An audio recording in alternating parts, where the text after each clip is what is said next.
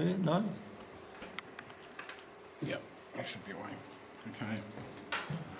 So the first fly that I'll run through is it's the basic caddis pattern. I'd like to say it's one of mine, but I'll put a finished one in there so you can just see what it is. Okay, so this is basically what's called the loom band caddis, or rainbow loom caddis, invented by Martin Langlands down in Christchurch. It's a very good pattern for any stream where caddis are present. I've got a lot of fish this season on it, both in Spring Creek and the Wairea. It's a consistent producer. So, starting out, we use for this the Black Magic F14 hook. It is basically a sedge hook. I just like the way that the slightly upturn eye. You see the hook in there.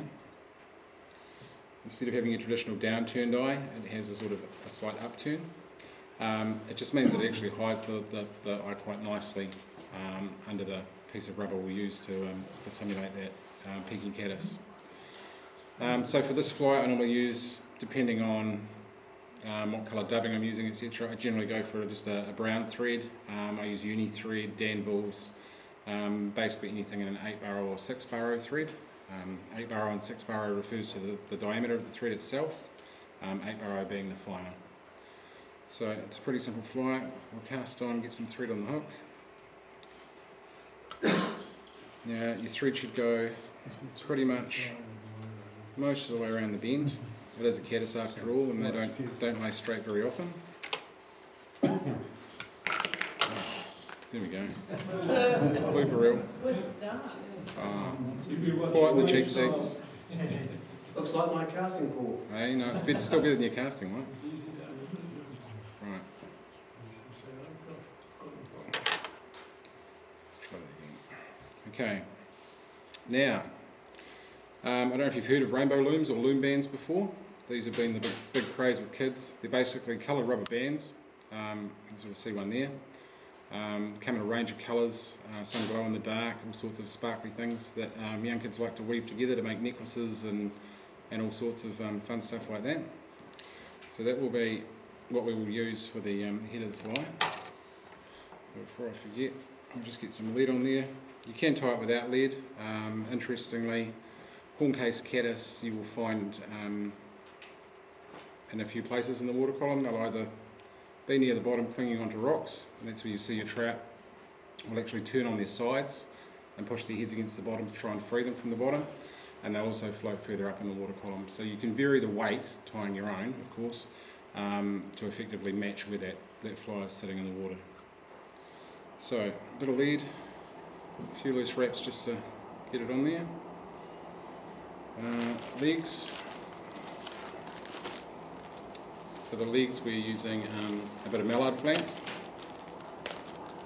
So plenty of this about at this time of year if you can find an obliging duck hunter. So the mallard feather, as you can see, it's got quite nice barring on it. We basically just whip off a bunch of those fibres. We have to simulate our legs. Not stimulate our legs, I guess, depending on how much fun you're having with your tying. Get those onto the hook and let them flare out a bit. So you can see that on there?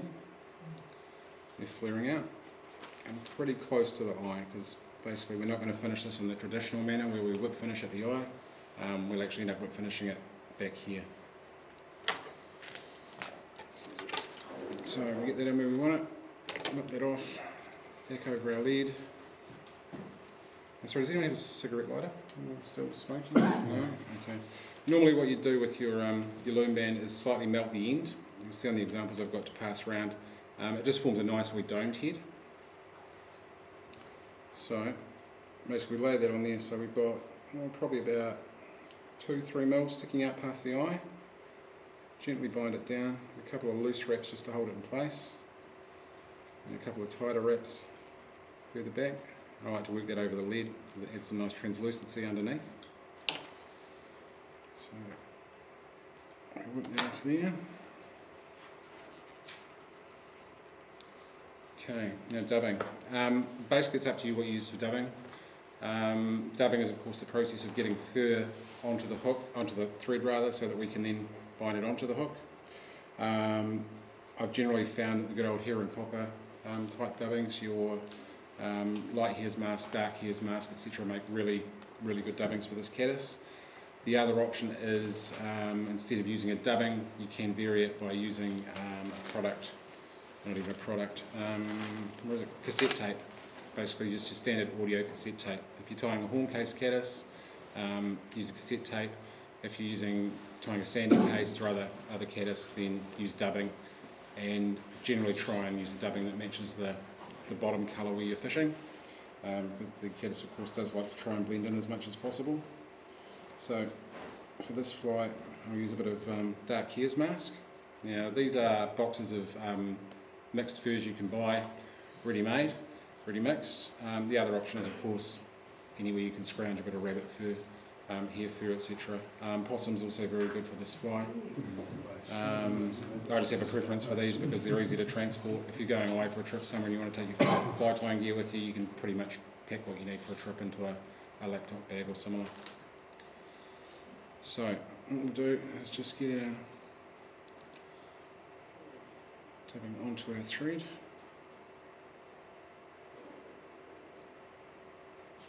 And with this particular fly you want to try and make the dubbing quite tight. We start from the actual middle of the fly, working backwards. Okay, and then when we get to about that turn, we bring loose wraps forward, apply more dubbing as required, and pinch more. So does the dubbing give it bulk or bulk and flotation, or neither? Well, it actually just gives it sort of colour and texture more than anything. The dubbing's generally a technique used for bodies on quite a lot of flies. It's just a way of getting that fur onto the hook to get the colour and texture you're looking for. So again, I'll bring it all the way back. Now instead of using a traditional wire rib on this pattern, generally I just make a few loose wraps over with the thread just to get everything sort of nicely held down. It gives it a little bit of protection against the trout's teeth. And pretty much you're done there. All we need to do is just use the hand whip finish rather than the whip finishing machine or tool to tie off that fly at the back.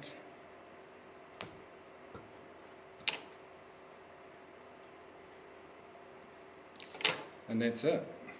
Simple caddis. Way to fish it basically depends on the stream or river you're fishing. Spring Creek I normally fish it on quite a long leader, and we'll try and get it down as deep as possible. The wire you can sort of shorten things up a bit, you haven't got as much depth to get through, and basically just let it get in front of the fish, sort of a metre or two in front, and then just let it drift on down.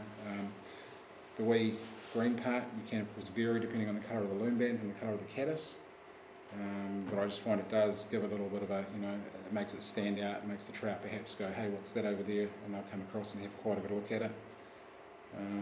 Yeah, so very, very simple pattern.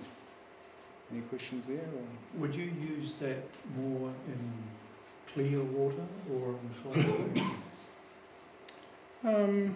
Generally I suppose I'm pretty particular in that I like to sight fish, so generally it is clear water where I'm fishing it. There's no reason you couldn't fish it with an indicator in discoloured water. Definitely the wee bit of rub on the end makes it stand out. So. Yeah, well I think that's light sensitive, that bit of rubber, isn't it? No. This is just basically silicone. I mean, as far as the bands go, you can get them in a whole plethora of colours. They're about $2 for a bag of, I think, about 100, 150 bands. So they're, cheap as chips. You can do through denting the pension, just get in there and split a bag between 4 or 5 and off you go. So they do actually have glow in the dark ones, which I've had a bit of a play with. Whether it makes any difference to daytime fishing, I don't know, but yeah. Okay. And Paul, you get those in the kids department of $2 shops. Like farmers, I've seen them at farmers. $2 and $3 shops. Yeah. I mean, I suppose I'm quite lucky in that I've got 2 girls aged 9 and 6 who have like about 60 million of the things. So They don't notice when you pinch them. No, exactly. Yeah, they get a bit sus when they wander into the fly tying desk, because my girls do like to sit down with the vice and tie up a string of fly or two with as much pink feather as possible. But yeah, I have had the odd, Dad, why have we got our loom bands? And they've seen a couple lying on the desk. But yeah, it's a brilliant wee pattern. Simple, durable. What's the weighting do you what lead is that on? That's approximately 15. Again, you vary the lead based on hook size. You can fish it without lead. I mean, a horn case caddis, if you're tying it, the slight variation, which instead of using dubbing for the body, you use a bit of audio cassette tape. A horn case caddis can actually be found quite high up in the water column when they're dislodged. They tend to float a bit more than perhaps some of the sandy case caddis. And what date do you don't find any break-offs or bends on those hooks? No. That particular hook does have a slight offset.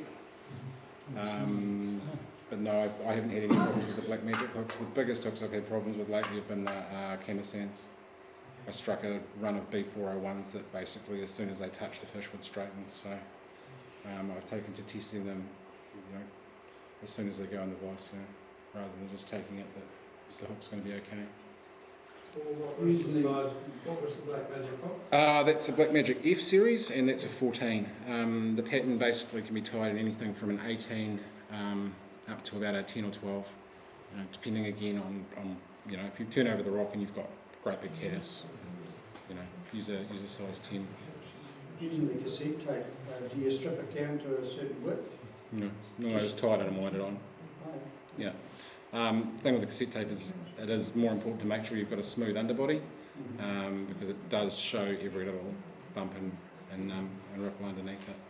And the cassette tape, normally what I do with the cassette tape bodies is just once the body's tied and I've made a few reps of thread on and tied it off, I will actually finish that normally with just head cement, or what I use is Sally Hansen's Hard as Nails, which you buy from farmers for about $7 a bottle, I think. And basically it's a bulletproof head cement. It soaks in, doesn't chip off like some of the others do. I use it for saltwater flies as well, so and if you need different thicknesses, basically you just decant half of it into a bottle, leave it open overnight, and it'll get a bit thicker, so you can get thicker or thinner head cement depending on what the usage is. Alrighty. You put a drop of cement on the tile just to give it a bit more water? No, not normally with wax thread. Occasionally. Is that green bit just an attractant because it's nothing like the real caddis with that colour on or anything, is it? Depends. If you look at some of the caddis, when they're actually come free of the rocks, part of the head will protrude. Normally, as I said, I'd use a lighter, which will give you a slightly darker head and also just a little more rounded. You just basically singe off the end, it'll catch, blow it out, let it cool, tie it in. Oh, so it's supposed to, sorry, not being rude, but it's supposed to look like a real thing then, in actual fact. Well, it's not an ultra realistic tie, but basically the case caddis will actually protrude from its case when it's dislodged from a rock. Oh, right. Okay, they will move out of the rock to try and grip back on to something else. Oh, yeah. Excuse me, Paul, that sort of represent a bubble of gas or something? No, that's if you're tying emergers. If you're tying caddis emergers, there's a very famous pattern called the LaFontaine emerger, tied by Gary LaFontaine from the States. And the way that's tied is when caddis pupa emerge or caddis emerge and hatch, they move very quickly through the water column. So what you're trying to do there with the LaFontaine emerger is you are trying to build in that bubble, because effectively they build that bubble to pump themselves up, and they shoot to the top and they hatch really quickly. Caddis don't hang about much once they've actually hatched. You will, however, see them occasionally. They'll take off, they won't quite make it, and then they'll skitter. So yeah, I mean generally we're just looking for that curved shape, a few legs, and that imitates the bottom living stage. All right. So if we move on to the next one. Put that over there. Now, the next fly I'll tie is an adaptation of Stuart Tripney down in, where's he now, Athol, down in Southland. What was it, sorry, Paul? Sorry? What was that one? The next one or this one? That one, the one you're doing. Oh, what I'm doing now. Basically what I'll do is it's a Stu's mayfly bomb. Mayfly bomb. Mayfly bomb. Mayfly. Okay, so it's a weighted mayfly. You can tie it on anything from, again, size 10 down to about size 18. So I'll run through just so it's easier to see. Again, just on a standard A14. For this one, so I just need to change through quickly. What's this hook? It's a Blackmagic A14. Again, the hooks, basically shape's probably the most important thing. Don't worry too much about models. Look for something, if you're nymphing, that's got a fairly heavy wire, standard shank length, any of the major brands, you know, basically, I mean, this used to be a favourite on the old Mustard 3666. Probably remember this hook. It's no longer produced under that model number. I don't know what they're calling it now. But basically just standard nymph hook, medium to heavy wire. And first things first, we better add a bead. Okay, so normally with this fly, I'll tie quite a heavy one. You can tie it with any bead size from about 1.8mm up to about 3.5. So I'll tie one on a 3.5mm bead. And there's a bit of a trick to getting beads on. They are countersunk, so that there's an upside and a downside. I'll use the bigger one. Normally what I do is just hold it so that the smaller hole is at the top. Come across to the right. Sorry, it's really, yeah, okay. And then just work that hook point through the bead. Aye. I should be watching at the front, trying to do three things at You once. seem to get into trouble, don't Eh? There you go. So beads. Now beads are quite loose if we just leave them on there like that. You can tie thread on to try and hold it up. This particular fly is very heavy. It's not the sort of thing to bash yourself on the back of the skull with unless you're looking for a small concussion.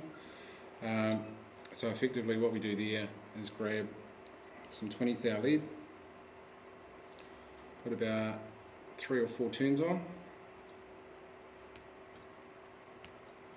punch it off, and we push that up into the recess at the back of the bead. Okay, so that holds that bead nice and tight. We do bung a bit of head cement on there, and on the hook shank. And then, Glass bead? no, it's a tungsten bead, sorry, I should have clarified. It's a tungsten bead. If you're looking for something that's going to get flies down and down quickly, tungsten's the way to go. I can't remember the exact specifics of how much heavier it is than lead. But effectively, if you're fishing in either deep water where you need to get that fly down, or medium deep water that's running quite quickly and you want to get that fly down quickly, then adding weight's the way to go. And tungsten is the easiest way to do it. So, we get that all. Don't let it hit the rocks behind you. Yeah, depending on the quality of the tungstens, cheap quality tungsten will actually shatter. So if you ping it on a rock behind you, the bead will actually remove itself. Some of the better ones, they'll chip. Yeah, but it is what it is. So, how are we going in? You can still see. So, we get our lid a bit more covered up.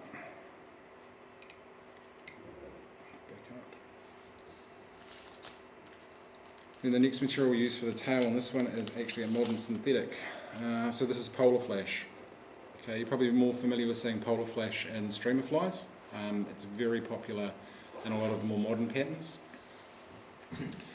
So what we're looking for here is about 2 or 3 strands.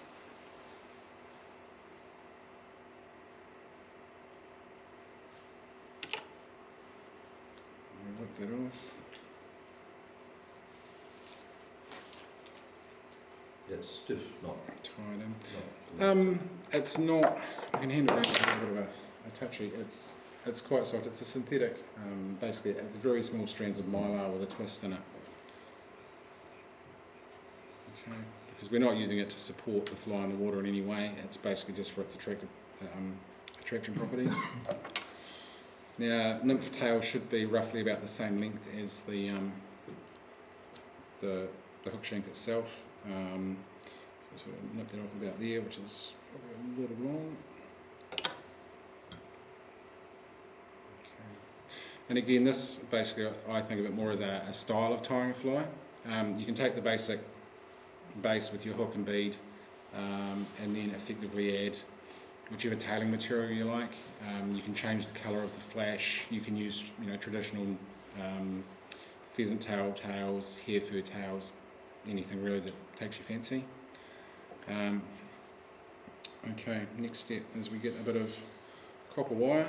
I found actually this pink, whether it's enamelled, non-enamelled copper wire, it's really good. And what I like to do with copper wire is, instead of using perhaps a slightly thicker wire, depending on what you're tying, is to actually double it up, because what happens is when you double it up, give it a few twists, you actually get quite a nice prismatic effect building off it. The other thing with this is, as well, is you can work in a couple of colours of copper. Okay, so you can sort of see how that's gone from being just a straight piece of copper to it's got a bit of that prismatic shine in it. So get it to that where you're happy with how thick it is and how twisted it is. Whip it off and then tie it in.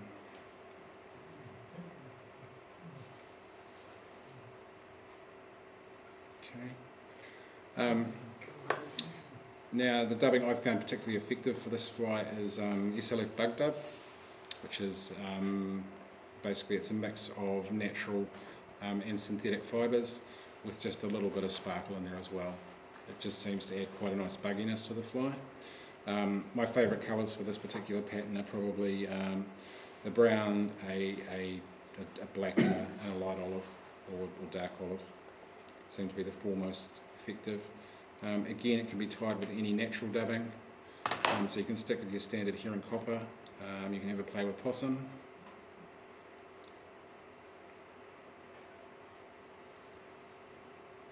So we get our dubbing on there. We want a nice slim back to the fly.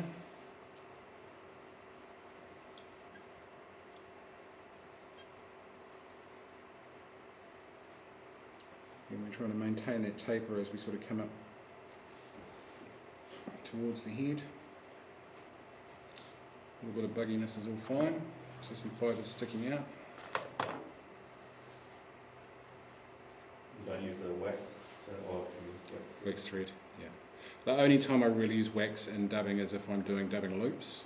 And I can show you, on the head of this fly, the dubbing loop technique.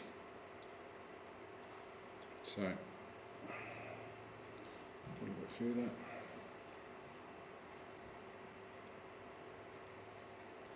Okay. Now, important point too is when you're ribbing your fly, your ribbing should go in the opposite direction to your thread. It actually builds in more strength that way because you've got those two things crossing over. Okay, if you wrap the same way as your thread and one part starts to come apart, the rest of it will come apart fairly quickly. So we take about 3 or 4 turns up towards the head. And again, you can tie this traditional heron copper style. So basically you could tie fur all the way up to the head, rib it to the head and finish. What I like to do with the bigger ones especially is get a bit of bugginess going. Don't use any ribbing. You don't really need a wing case on this particular pattern. I'll just run through the dubbing loop technique. So dubbing loops allow you to basically get a lot more volume in that fur. So what I'm doing is taking my thread, doubling it over, give it a wee twist. So we end up with a loop like that. Okay, can you sort of see that? Now you can either hold it open with your fingers, or use a tool like this, which is a dubbing loop tool. Quite simply, that hooks inside the thread. Now Mark mentioned wax before. The thing about dubbing loops is you're not going to actually twist that fur down onto the thread. What you're going to do is use the wax to get it to stick to the thread, and then you're going to twist the thread to form a rope of dubbing, so it will be quite buggy. Okay, so it adds more life, looks more like legs. Can be used for, I asked the question about the caddis. If you're trying to do the emerging pupa with the caddis bubble, then quite often you can use a dubbing loop to get that air-filled effect. So I'm going to put a little bit of dubbing on one leg, and only one leg of our loop.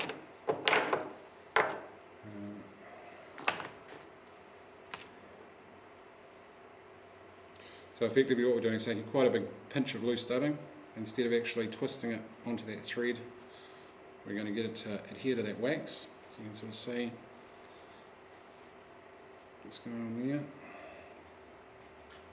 I'll try and get it quite even. Once it's in there, you're not going to be able to move it very much. And then effectively all we do is twist the dubbing tool. Okay, you can see what it's doing. It's forcing these fibres out. We can pick away at that. And then this is where a rotary vise comes in quite handy, is that you can actually rotate. Oh, we should have bought the oil. You can rotate the fly in order to keep that bugginess. Okay, so you can see that's building quite a bit of fluff and fibre there. And as you just keep going till you're happy with it.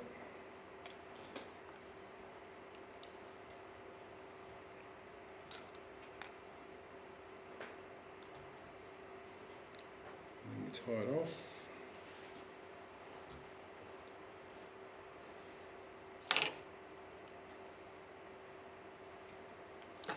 Snip that out. And you can see how that's given you quite a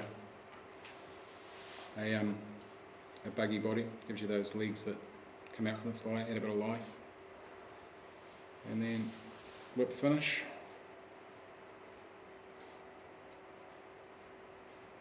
Okay, so you can either hand whip finish, or if you use the whip finish tool, effectively the same thing. And behind that bead.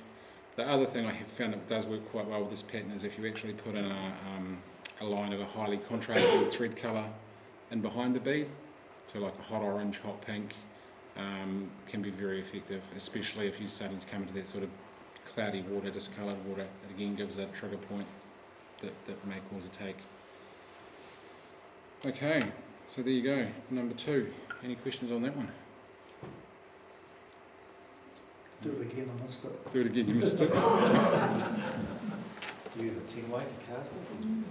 Yeah, no, that's a 5-6 weight. Again, shorten the leader.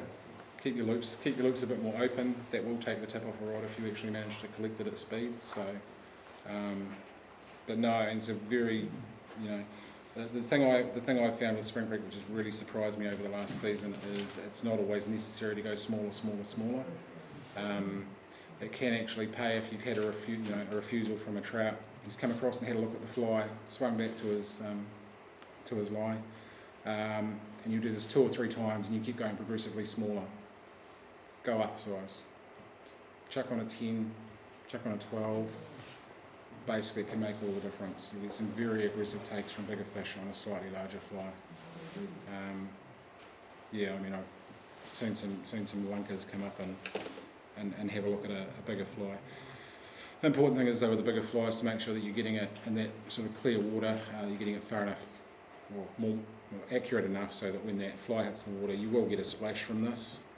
It's basically got to come down so that your drift is either away from your ripples that are caused by the fly landing, or you're very close in that it's coming down. The fish hasn't seen the ripples before the fly get to it. It tends to be ripples, stuff like that, that'll actually spook. So what's that one representing again? Classic mayfly. Yeah, and again, you can tie that in any combination of, you know, colours, materials. I've got one here, a couple here that are tied with much smaller beads, down to about size 16, 18. Okay, so you can barely see the bead on that, just there. And again, whatever takes your fancy. It's a great thing about tying. You can sit there and experiment over the winter, fill a whole box full of nymphs, and then when it comes to the next season, basically, as long as you remember which one caught the fish, you're you're away. Okay. How are we going for time? So, what I'll tie now, just for the last one, because it is a bit more complex, is my favourite cicada pattern, which I've been playing with over the last couple of seasons. As you'll know, cicadas can be very effective in the Wairau. Spring Creek not so much, they get a bit bloody fussy for some reason. Basically find a stretch where you've got some willows, some overhanging vegetation, flick that cicada upstream over likely light, just blind fish it. They'll come up off the bottom and they'll come up through significant depth of water to hit a cicada when they're hungry. Alright, so this one's a lot easier to see. It's a size 6 TMC 2302 hook, I think, from memory. The thread we use, or I like to use with this one, is good old ultra cord and 280 denier waxed. As you can see, it's quite thick. It's a great thread for working with foam because you can put quite a bit of pressure on it before it breaks, and it also spreads quite nicely as you tie it. So, I'll tighten it up so it's not moving.